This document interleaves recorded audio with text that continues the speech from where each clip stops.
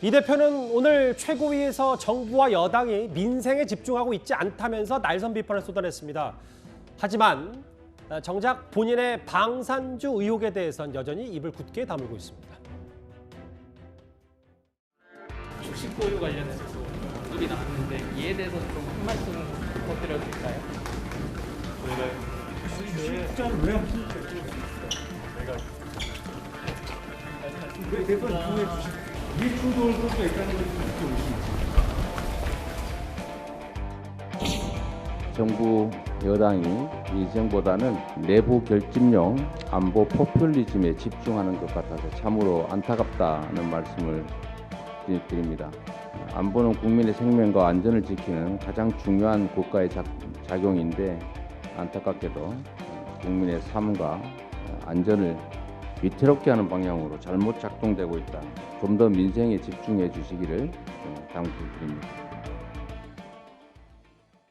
물론 민주당 대변인단을 비롯한 공보국이 방산주 다 팔았다, 손해보고 팔았다고 전해지는 그 부분을 이해충돌 소지를 없기 위해 했다고 하는데 본인이 예를 들어 최근에 극단적인 친일 행위라고 이 한미연합훈련 비판한 것과 연동해서 뭔가 본인이 현안에서 얘기를 하는데 본인 관련 의혹에 대해서는 침묵한다. 이걸 좀 여당이 비판하는 것 같은데 어떻게 좀 받아들이세요? 이제 이재명 대표는 항상 자신의 의혹이나 자신의 문제점에 대해서는 직접 이야기를 잘 하지 않고요. 아니면 일방적으로 그냥 부정하고 마는 또는 전혀 다른 주제를 꺼내서 다른 사람을 공격하는 방식으로 해결을 해왔거든요. 근데 이제 국회의원이 당선된 지가 지금 석 달이 지나고 넉 달에 접어들었지 않습니까? 이때 되면 이제 곧바로 재산 등록을 하고 그 중에서 이해 충돌의 문제가 있는 특히 이제 주식의 경우에는 백지 신탁 여부를 본인이 백지 신탁을 신청하든지 아니면 그 심사를 거치게 되는데요. 맞아요. 그런데 그 방산업체의 주식을 보유하고 있고 그것도 이제 3천만 원 이상이면 반드시 백지 신탁하게 되어 있는데 왜 아직까지 그냥 있었을까? 백지 신탁 심사를 받았다고 하더라도 받고 있는 중이라고 하더라도 저는 조금 이해가 가지 않거든요. 그런데 그것을 이제 팔았다고 해서 당장에 모든 것이 다 없어지는 것은 아니죠. 그동안의 지금 경과에 대해서 어떻게 해서든지 조금 내가 조금 소홀했다든지 또는 지금 직무상의 어떤 비밀을 가지고 투자한 것은 아니다. 그렇게 해명을 하든지 좀 그런 조치가 있어야 되지 않을까 생각합니다. 근데 저는 개인적으로는 그것보다도 정말 좀 이상하게 생각하는 것이요. 어쨌든 대선에서 윤석열 후보와 거의 박빙의 승부를 겨루고 그 이후에 상당 기간 시간이 조금 흐르긴 했지만 그러나 경황이 없었을 텐데요. 어떻게 2억 원이 넘는 주식 투자를 저렇게 태연히 할 수 있을까?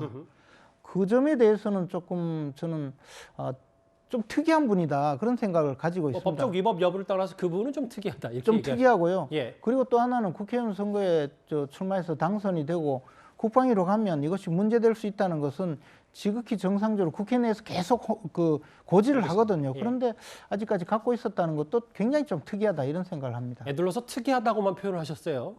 알겠습니다. 여당은 오늘 이재명 대표가 이해충돌 방지 의무를 위반했다. 팔았어도 뇌물 아니냐. 국회 윤리위에 제소하겠다고 했습니다.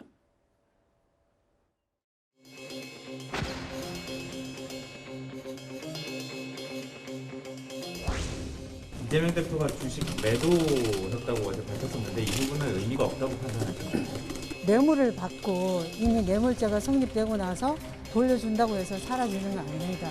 이건 역시 보유하던 걸 처분한다고 해서 달라지는 건 아닙니다. 국민의힘은 우리 당대표님을 계속해서 고소하는 거에 있어서 이제는 재미를 붙인 것 같습니다. 그래서 이거에 대해서는 우리 당대표님의 발언은 없었습니다. 당 입장에 추가 대응도 없는 건가요? 네, 아직까지는. 국민의힘 얘기는 뇌물을 받아서 뇌물죄가 성립되고 그리고 나서 돌려준다고 해서 죄가 사라지는 건 아니다. 윤리위에 제소를 했어요. 네, 그렇습니다. 일단 윤리위에 제소가 됐고요. 민주당에서 사실 어제인가요? 그 정진석 비대위원장과 권성동 의원은 또 윤리위에 제소한 바가 있거든요.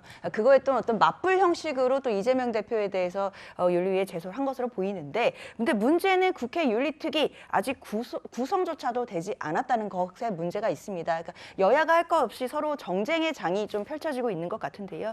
윤리특위가 구성도 안 됐는데 서로 간에 계속해서 제소전을 남발하고 있는 모습을 국민들께서 어떻게 보실지 한번 생각해 봤으면 좋겠습니다. 그러게요. 윤리특위가 없는데 일단 제소를 했다. 뭐 나중에라도 열리면 들여다보겠다는 걸까요? 그 이현정 의원님. 네, 어제 제가 전직 민주당 의원한테 전화 한 통을 받았습니다. 예.